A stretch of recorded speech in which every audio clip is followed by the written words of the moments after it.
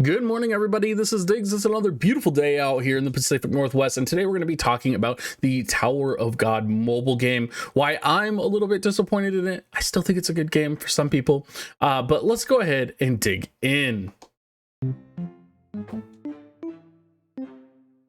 So I'll be absolutely direct. I am a huge Tower of God fan. Love the anime, love the webcomic. It's just one of those franchises that I bit my teeth into and completely had me hooked. And when I had heard there was a Tower of God mobile game coming out, I was literally like, this is going to be the next game I'm going to cover on my channel. This is going to be, I'm excited for this game, right? And lo and behold, when it does come out, it is an idle game, which doesn't bother me. I've covered idle games on my channel in the past. But what does bother me is the jank that has kind of accompanied it. And there's a lot of good things and a lot of bad things. I think a lot of Tower of God fans may not be able to look past the bad. I know I can't. But there is somewhat of a good game lying underneath. And you do have to be able to get past that in order to enjoy it. So let's go ahead and start off with the bad, because I think a lot of people probably are like, well, what's so bad about this? And the answer to that is that it doesn't meet the expectations of what I would expect Tower of God to be. So when I think about Tower of God and I think about the emotions that it evokes in me, there is a sense of mysticism or a sense of the mystic, this idea that you're climbing a tower. There's kind of an element of the unknown. And with that, I would expect the music to be appropriate. I would expect the art design to be appropriate, and I would expect the dialogue to be appropriate as well.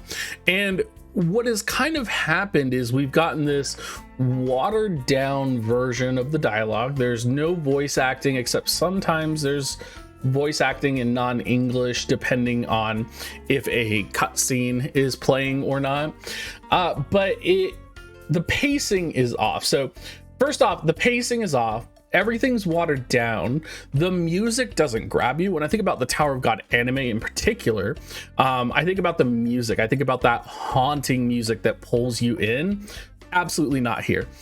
You don't get that feeling when you start up the game. And that is one of the probably biggest disappointments for me, is that the aesthetic and what truly made Tower of God beautiful to me, right, and made it kind of a masterpiece through both good story and dialogue in the comic, as well as kind of music and this emotional mood that the game itself has, is not present in the mobile game. And to me, that's the biggest, that's one of the biggest problems. And you can see here, the game's a little bit jank.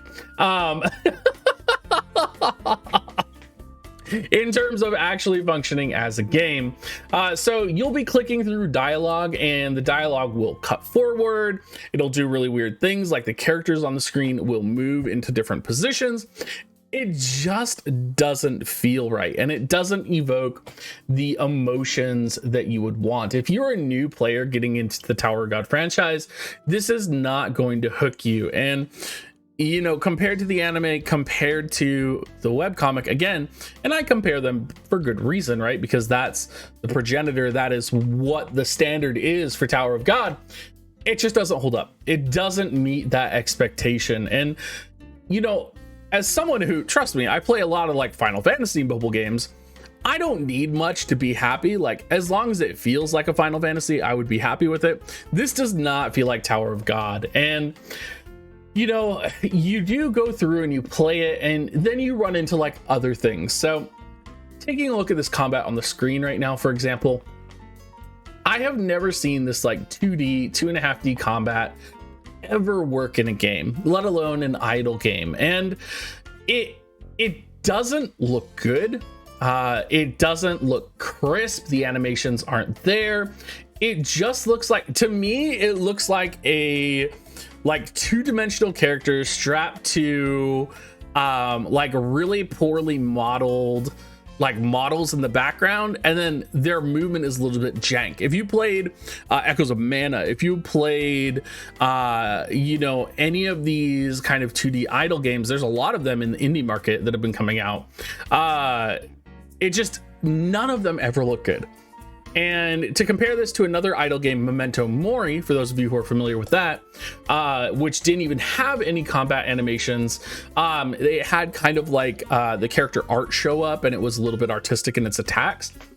I actually think that was like a better combat system than what we have here. It had more emotion, it had more power, and it evoked more of an experience in the game than what kind of we see right here. Now, there is a lot of other things to talk about with regards to my thoughts on the game. If we're talking about really positives here, I would say the community is a very strong community. So I did join a Discord group that does have like a really great community associated with it. And the world chat is pretty wholesome compared to a lot of other games. I feel like nowadays, you know, most of the time you're just gonna see swear words. You know, if we were freaking playing Ni no Kuni still, you would be seeing like racial slurs getting spammed all the time. You just don't see that. You don't see that a ton in this game.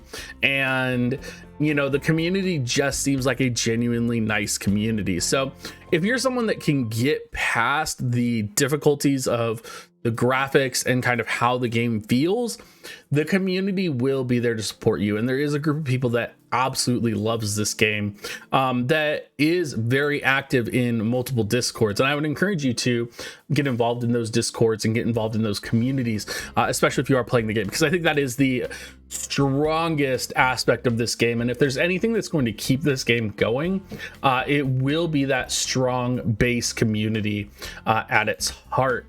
Now, there is, of course, a summon system, and people are going to ask, is this game very free-to-play friendly? Well, when you do not have summons here, you can use diamonds. The problem is diamonds are pretty hard to get. It is not a game where you're going to get a ton of free pulls. You're going to be very restricted on your reroll in the beginning of the game. You're going to be wanting to make sure that you get what you can get. You do need to get multiple dupes of the different characters, which is also important. And you're going to need to get different weapons in order to maximize them. One thing I think is interesting about this game, it does have an equipment system. It has a different gear system. I like the gear system. I like the skill system as well, where you can kind of acquire different skills. And I like the idea of an ignition weapon as well. But the equipment system in particular, the fact that you only have to have one set of gear that you can equip on the majority of all of your characters, if it makes sense for those characters, is really nice. You're not having to manage, you know, 500 different pieces of gear for all of your different characters, which, let's be honest, can be a pain in the ass depending on what game you're playing. Brave Exvius comes to mind for me, where there's so many different equipment sets. You literally have hundreds of different pieces of equipment depending on what you're fighting, what you're building for, what elemental resistances you want, what passives you want, what abilities you want, that it really becomes a pain in the ass. So being able to have access to, you know, not needing hundreds of pieces of equipment is really nice. You also have the chance to see the characters that you haven't pulled yet, which is definitely really nice. And of course, all of the characters from the anime and from the series and the comics are all going to be here. So you're going to be familiar with almost all of them, I imagine. Now, of course, there is a meta. You are going to have to do lean pretty far into that meta, particularly if you're wanting to rank competitively in PvP.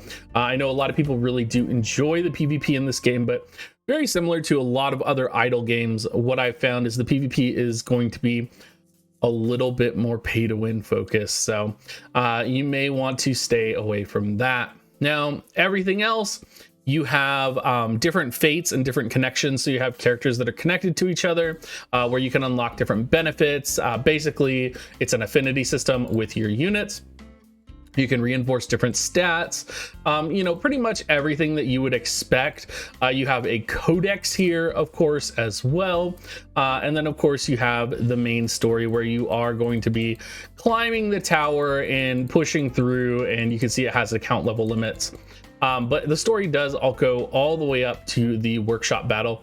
So it is going to be quite a ways. And if you're someone who's just watched the anime, you haven't watched or read the comics, then you will probably want to, maybe, this will give you an introduction to the kind of next phase or the next layer of Tower of God, which would maybe get you into the comics a little bit more.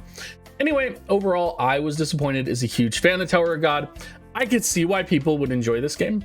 But I personally, just with the aesthetic and with the disappointment of it kind of not living up to my expectations, I just can't do it. It's not a game that I'm going to be able to play and cover. Anyway, everybody, thank you so much for watching and have a great rest of your day.